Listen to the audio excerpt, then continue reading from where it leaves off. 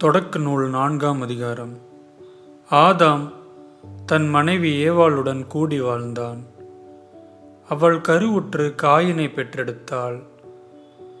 அவள் ஆண்டவர் அருளால் ஆண்மகன் ஒருவனை நான் பெற்றுள்ளேன் என்றாள். பின்பு அவள் அவன் சகோதரன் ஆபேலை பெற்றெடுத்தாள். ஆபேல் ஆடு மேய்ப்பவன் ஆனான். காயின் நிலத்தை பயன்படுத்துபவன் ஆனான். சில நாட்கள் சென்றன. காயின் நிலத்தின் பலனிலிருந்து ஆண்டவருக்கு காணிக்கை கொண்டு வந்தான். ஆபேலும் தன் மந்தையிலிருந்து கொழுத்த தலையீறுகளை கொண்டு வந்தான். ஆண்டவர் ஆபேலையும் அவன் காணிக்கையையும் கனிவுடன் கண்ணோக்கினார். ஆனால் காயினையும் அவன் காணிக்கையையும் அவர் கனிவுடன் கண்ணோக்கவில்லை. ஆகவே காயின் கடுஞ்சினமுற்றான். அவன் முகம் வாடியது. ஆகவே ஆண்டவர் காயினிடம், நீ ஏன் சினமுற்றிருக்கிறாய்? உன் முகம் வாடியிருப்பது ஏன்? நீ நல்லது செய்தால் உயர்வடைவாய் அல்லவா? நீ நல்லது செய்யாவிட்டால் பாவம் உன்மேல் வேட்கை கொண்டு உன் வாயிலில் படுத்திருக்கும். நீ அதை அடக்கி ஆள வேண்டும் என்றார். காயின் தன் சகோதரன் ஆபேலிடம், நாம் வயல்வெளிக்கு போவோம் என்றான். அவர்கள் வெளியில் இருந்தபொழுது காயின் தன் சகோதரன் ஆபேலின் மேல் பாய்ந்து அவனை கொன்றான். ஆண்டவர் காயினிடம், உன் சகோதரன் ஆபேல் எங்கே என்று கேட்டார். அதற்கு அவன், எனக்கு தெரியாது, நான் என்ன என் சகோதரனுக்கு காவலாளியோ என்றான். அதற்கு ஆண்டவர், நீ என்ன செய்து விட்டாய்? உன் சகோதரனின் இரத்தத்தின் குரல் மண்ணிலிருந்து என்னை நோக்கி கதறிக்கொண்டிருக்கிறது. இப்பொழுது உன் கைகள் சிந்திய உன் சகோதரனின் இரத்தத்தை தன் வாய் திறந்து குடித்த மண்ணை முன்னிட்டு நீ சபிக்கப்பட்டிருக்கின்றாய். நீ மண்ணில் பயிரிடும் பொழுது அது இனிமேல் உனக்கு பலன் தராது. மண்ணுலகில் நீ நாடோடியாக அலைந்து திரிவாய் என்றார். காயின் ஆண்டவரிடம், எனக்கு கொடுக்கப்பட்ட தண்டனை என்னால் தாங்க முடியாததாக இருக்கின்றது. இன்று நீர் என்னை இம்மண்ணில் இருந்து துரத்தி இருக்கின்றீர். உமது முன்னிலை நின்று நான் மறைக்கப்பட்டுள்ளேன். மண்ணுலகில் நான் நாடோடியாக அலைந்து திரிய வேண்டியுள்ளது. என்னை காண்கின்ற எவனும் என்னை கொல்வானே என்றான்.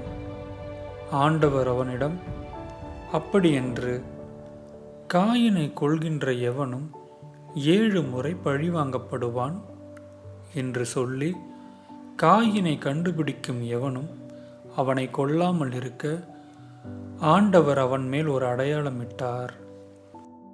பின்னர் காயின் ஆண்டவர் திருமுன்னை விட்டு சென்று ஏதேனுக்கு கிழக்கே இருந்த நோது நாட்டில் குடியேறினான். காயின் தன் மனைவியுடன் கூடி வாழ அவளும் கருவுற்று ஏனோக்கை பெற்றெடுத்தாள். அப்பொழுது காயின் ஒரு நகரத்தை நிறுவி அதற்கு தன் மகன் ஏனோக்கின் பெயரை வைத்தான். ஏனோக்கிற்கு ஈராது பிறந்தான். ஈராதுக்கு மெகுயாவேல் பிறந்தான். மெகுயாவேலுக்கு மெத்துசாவேல் பிறந்தான். மெத்துசாவேலுக்கு இலாமேக்கு பிறந்தான்.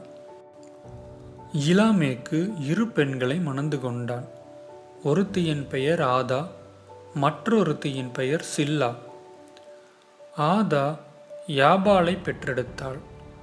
இவன்தான் ஆடு மாடு மேய்த்து கூடாரத்தில் வாழும் மக்களின் தந்தை. அவன் சகோதரன் பெயர் யூபால். இவன்தான் யாழ் மீட்டுவோர், குழல் ஊதுவோர் ஆகியோர் அனைவரின் தந்தை. சில்லா தூபால் காயினை பெற்றெடுத்தாள்.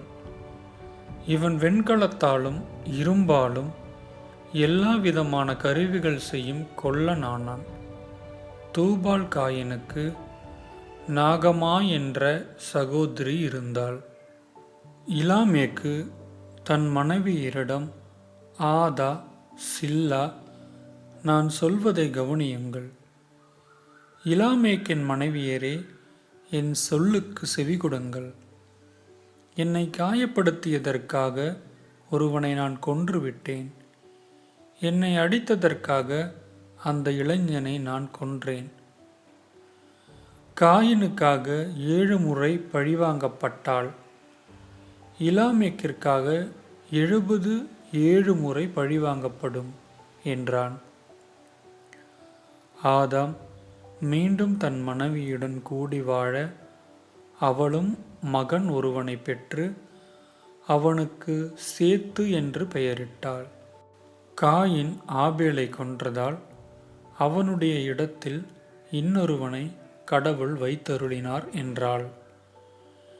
சேத்துக்கும் மகன் ஒருவன் பிறந்தான். அவனுக்கு அவன் ஏனோசு என்று பெயரிட்டான். அப்பொழுதே ஆண்டவர் என்னும் திருப்பெயரால் அவரை வழிபடலாயினர். ஆமேன்.